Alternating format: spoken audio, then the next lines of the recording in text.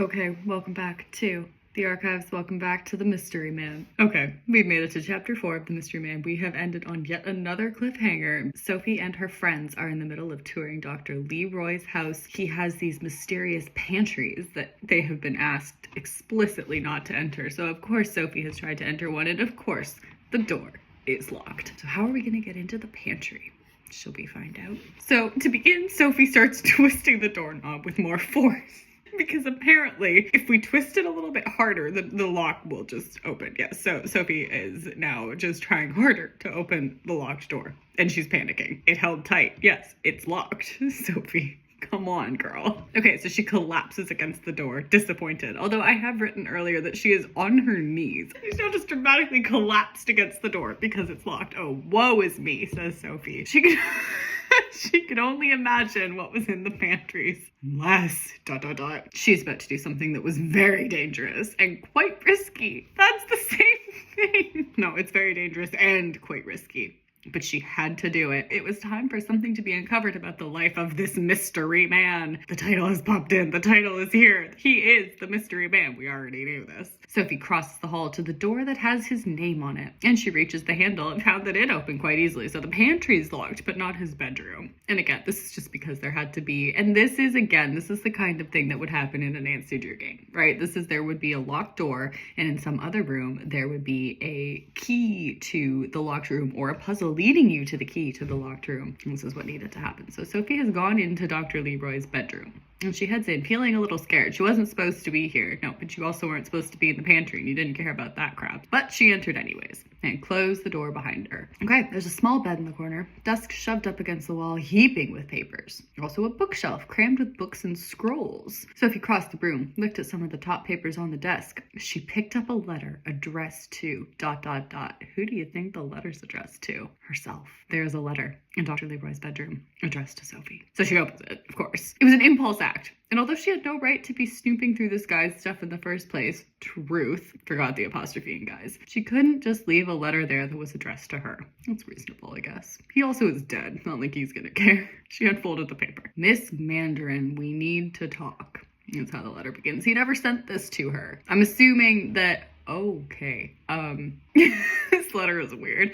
I need your help, but I didn't want to admit it. Please, before I die, come visit me in the hospital. I need you to do this for me. I was lying about the map, but I was hoping that you would request a meeting. Why didn't you just request? Oh, right, he didn't want to admit he needed your help. Then we could talk. Anyways, I'd get down and beg you from the floor, but I'm an old man, and this is just a letter. Thank you for this, Sophie. Don't thank her yet. You didn't even send the thing. Sincerely, Dr. Leroy. So Sophie drops the letter. Lets it flutter to the floor. She is too startled to think. What would her mother say? That's the first thing she thinks about. Oh God, what's mom gonna think about this? Don't tell her, Sophie. This is the thing with Sophie, is that she's like, oh God, mom's gonna be so mad about this. It's like, well, yeah, she is. You know that. Don't tell her. This is what happened when she went to the house. She got lucky that her mom was in a bad mood. Sophie's like, yeah, I'm going to the house of the man we just fought about for 20 minutes. Mom's like, get out of my sight, please. I don't care because I'm not listening to you. But that was a very, very slim chance that that would be the case. Sophie very well would have not been able to go to this house because she's just honest to a fault.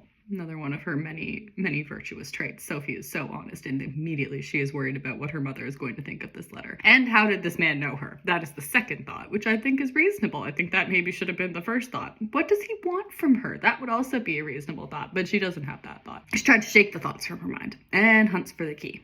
Scours the desk and the bookshelf. Oh, so many good words. Searches every inch of his room. She knew she had to hurry because the gang's going to worry and Timothy is going to get suspicious. And so she sits down on the bed and lays her head in her hands. And then something caught her eye. So she sits down, she goes like this, and something catches her eye. Something golden behind the desk. So she goes over, leans down to look, and there, glistening, was a door hinge. So disappointment slunk back through her before she could realize what it meant. Sophie's a detective, but it does take her a while to put things together sometimes. She sees a door hinge. She's like, oh, damn, it's not a key. And then a few seconds later, she's like, wait, there's a secret room. Oh, my God. It's okay, Sophie. When she did, she bolted back up to her feet, except I have forgotten the P and up. There was a secret room in here. So Sophie tries to push the desk, but it's heavy, so she can't move it quite all the way. But she's able to move it enough to get to the door behind it. So there's no point to that sentence that she can't move it all the way because she moved it enough, but managed to pull the door open. Inside was a closet. Small and simple, but nonetheless another place where the key might be. She looks around in the closet and finds a small metal box.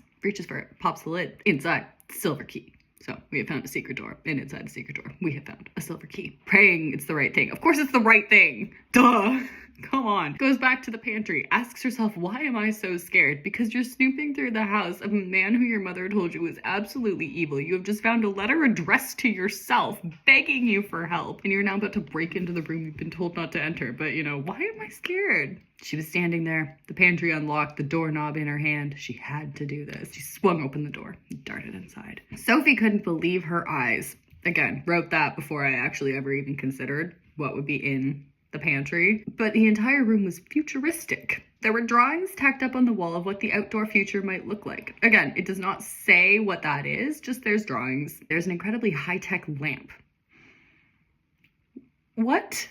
And a desk made of steel. That is what makes it futuristic. There are some pictures, some drawings, a high-tech lamp, and a steel desk. But Sophie could not believe her eyes. Sophie goes and sees a book. I am thinking this might be the notebook that he grabbed when he was leaving Atlantis. I'm not sure, but when she picks it up, she looks at the cover and reads it aloud. It says, "My journal, Dr. Leroy." Wow, very explicit here. Flips through the pages. When she gets to the back, she sees something startling. "I leave my journal to Sophie Mandarin." This is so creepy. "It will help her with my mystery." What mystery? Oh, Sophie is so shocked. Stands there like a deer in the headlights. Then she did the only thing that came to her mind. Tucked the journal into her bag, went back downstairs to the group. Yeah, because what else are you going to do? What else is in the room? I haven't written that there's anything else in the room. You're gonna stand there and play with the high-tech lamp? What the hell else are you gonna do? Of course you're going back downstairs. They're in the kitchen. Ella jumps up, goes, "Soph, oh my god, you're okay. What did you find?" And Sophie's like, "I'm not supposed to have been snooping.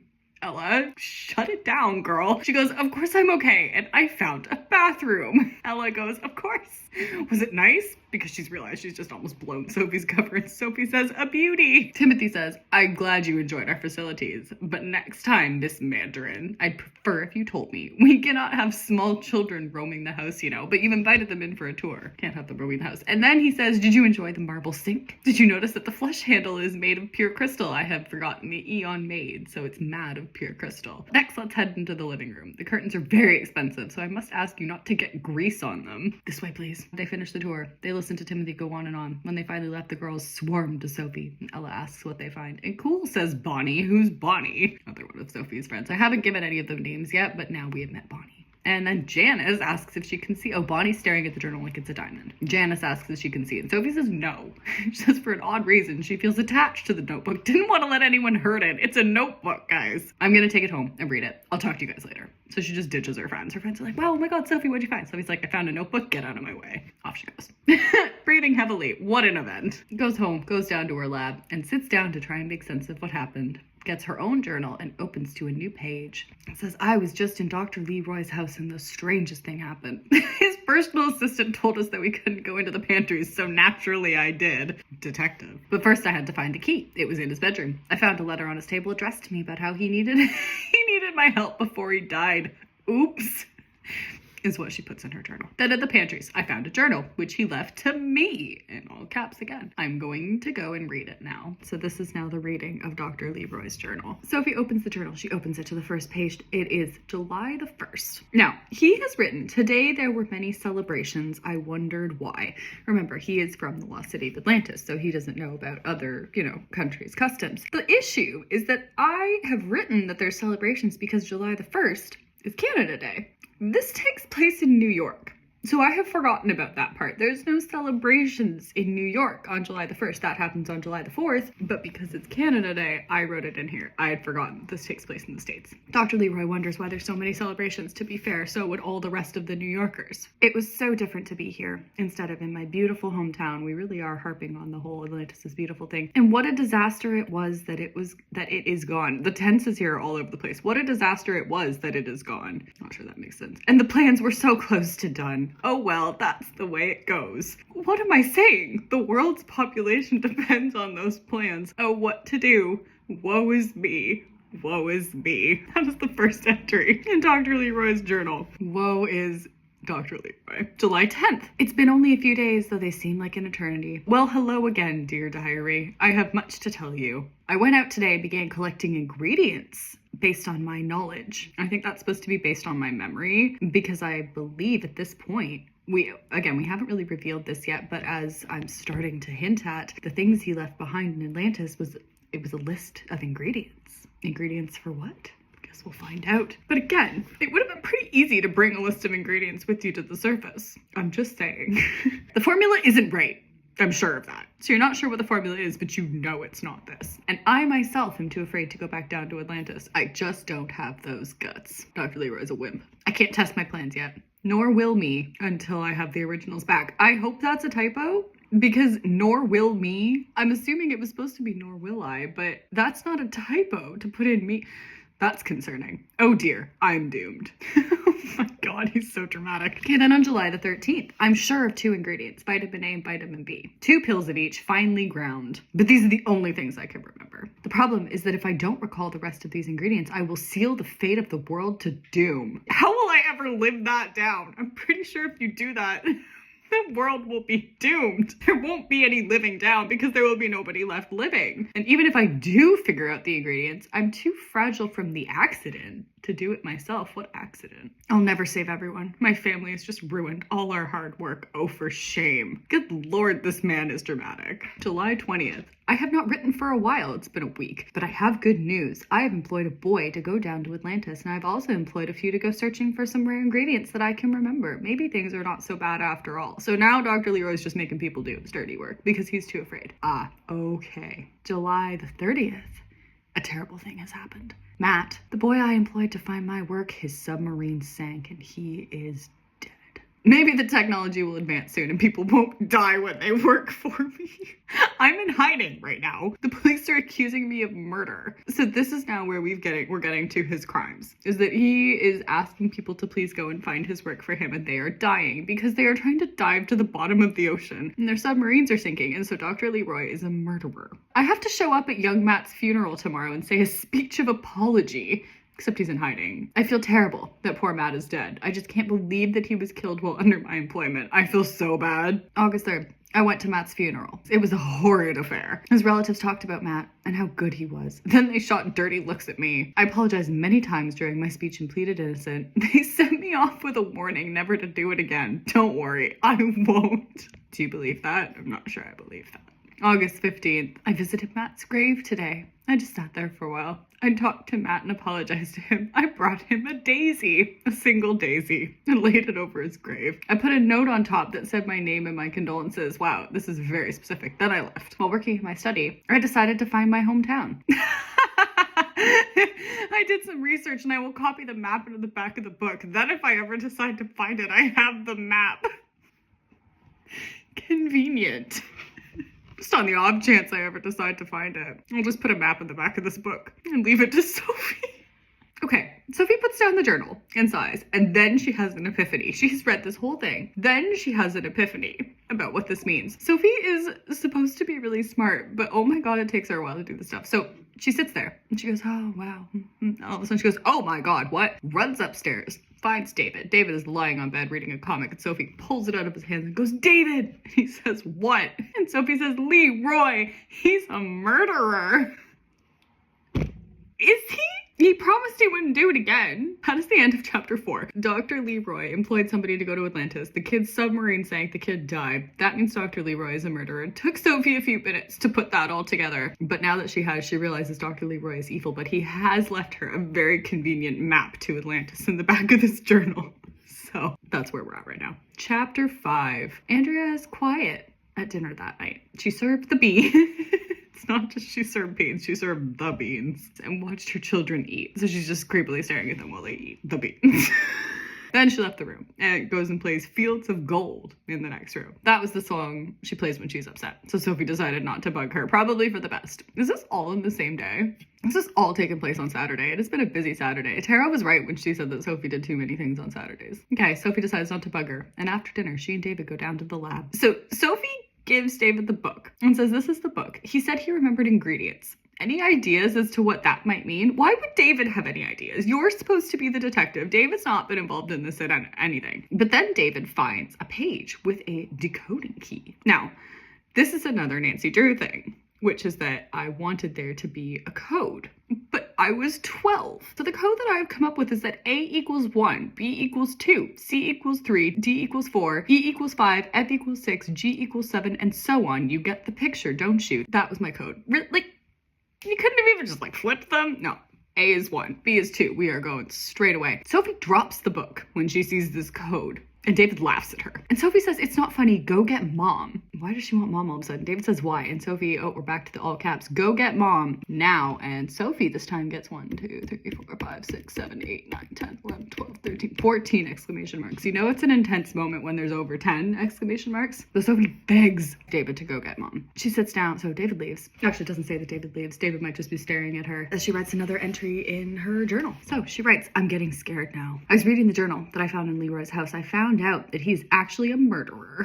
That's why mom was so scared of him. Again, that's a little much. Is he really a murderer? It was kind of an accident. Sent a boy out to find his work. The boy died. I'm a little scared of him now. He's dead, Sophie. He can't do anything. If you decide to go down to Atlantis and die, that's on you. He's not forcing you to do anything. Also in his journal, he mentioned a couple ingredients, whatever that's supposed to mean. Don't worry, we'll find out later. They were vitamin A and vitamin B, 2 pills each, finely ground. Also, I found a coding key. David found that. You didn't find that. Must be his own secret code, but it's not hard. In fact, it's really simple. It goes like this. A equals 1, B equals 2, C equals 3, and so on like that. At least I didn't write all the way up to G this time. I wonder if mom found any documents that involved his code. We're also just now explaining why Sophie wanted to get mom. Instead of her going to get mom right away, we're just going to write about it quickly. He also has a map of Atlantis. Or at least the site where it used to be, so I have it easy there. But this is turning into a real mystery. No, it's not, Sophie. It's okay. It's okay to admit that this is not a mystery. This is weird. This is an adventure. This is a lot. Well, I guess the ingredients thing is a mystery. Fair enough. Okay, so Sophie writes about how she's very lucky to have it easy with this map of Atlantis. And then she runs upstairs. Oh, no, David hasn't moved. So David has just been sitting there watching her write in her journal. That's weird. So Sophie goes and talks to her mom. And mom says, what? As Sophie walks in. And Sophie asks, oh my God. Sophie says, did you find any documents of Dr. Leroy's that were all numbers? And her mom says, yeah, I did.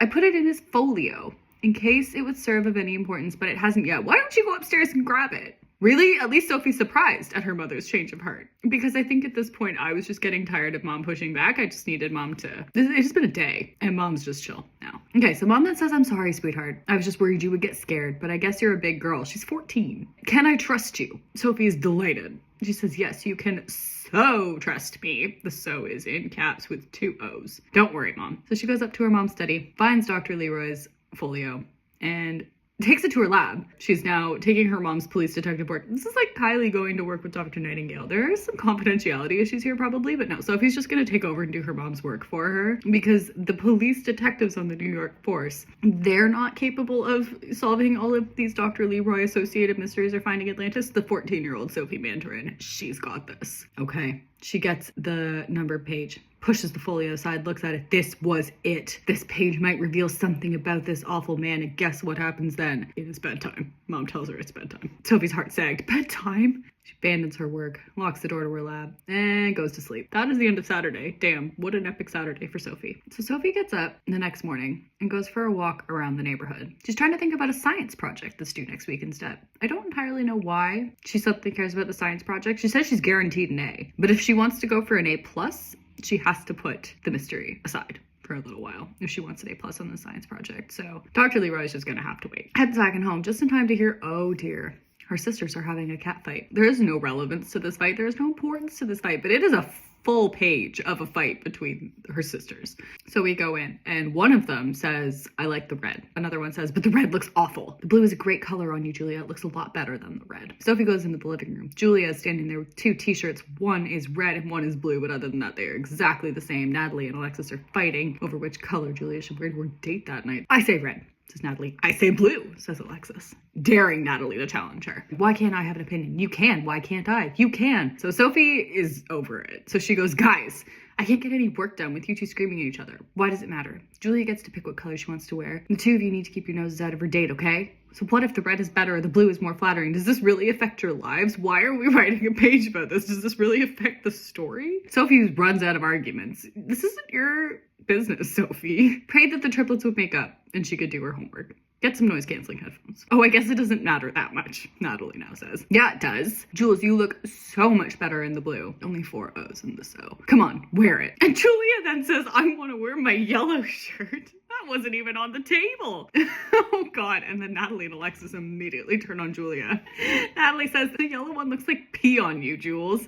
nice. And Alexa said, yeah, and it makes you look chunky. And Julia turns red. And she says, then I want my purple one. Natalie says, oh, that just looks bad. Purple does not flatter you, hun. Luckily, my flawless body looks good in anything. And then she says, could I borrow your shirt for the prom? You're not wearing a shirt to prom. I want to wear a purple t-shirt and some jeggings to my prom. Julia says, no, you can't. And you can't talk me out of it. I'm wearing it tonight. I'll see you later. I have to get dressed. At least I have a date. That is fair. Sophie then leaves. That was, wow, that was intense. So she goes and writes in her journal about this. She says, oh, sisters, I just had to break up a major fight between them. I know it's not related to my mystery, but I just need to vent to someone. Also, I thought that I might have to take a bit of a break from my mystery. Just wanted to let my journal know, because the journal really cares about this stuff. Sophie goes upstairs and sits at her desk and writes in her school handwriting. This is my excuse to include another font. So I'm using a different font. I'm using Curls MT with a Z. So this is a science project, and Sophie writes, this is guaranteed an A. Are we ready for this? I wonder if the solar system is really as big as it's rumored to be. It could be puny and people lie about it. Or maybe they're bewitched to think it's big by aliens or Martians. I don't know, but by the time I'm done this report, this 9th grade report, I will. I'm gonna discover the secrets of the universe. Stay tuned, and Sophie Mandarin will keep you up to date in solar size. That is Sophie's science project. Oh, okay. Thankfully, she rereads that and rips it up. Good. This is going to be a long few days. That's the first chapter that hasn't ended in a cliffhanger. That is the chapter ending. About a week later, Sophie is holed up in her room. She had no time for the mystery. That's not true. Her friends thought it was odd. Sophie never abandoned a mystery for more than a few days. But she won't admit the real reason. It's not because of her workload or her parents or anything else. It is because for the first time, Sophie is scared. Feeling was new and strange. She never got scared of anything. She was a rock, her friends called her. But she felt like she was being stalked. Her every move was being watched, and the man was dead! Exclamation point. How could he be doing this to Sophie? She knew she had to push on, but she was too nervous that too much would be discovered. Her crush, her friends, her personal life. By a dead man. She didn't want this. So she was keeping up her appearances by telling her friends that schoolwork is suffering. She had to spend time on that. And for a week, she did. She kept up her schoolwork, didn't mention the mystery. Friends leaving her alone. But something is itching in the back of her mind, like something was wrong about this. And Sophie knows what it is. It's that this is a major mystery she couldn't give up. She might be famous after this. Okay, so now Sophie's all about the fame, but she's too afraid. How could she do it while she was this afraid? She didn't know how to deal with the fear. She'd never witnessed it like this before. So she kept using the easy way out until she could get a plan. Wow, Sophie is just in crisis right now.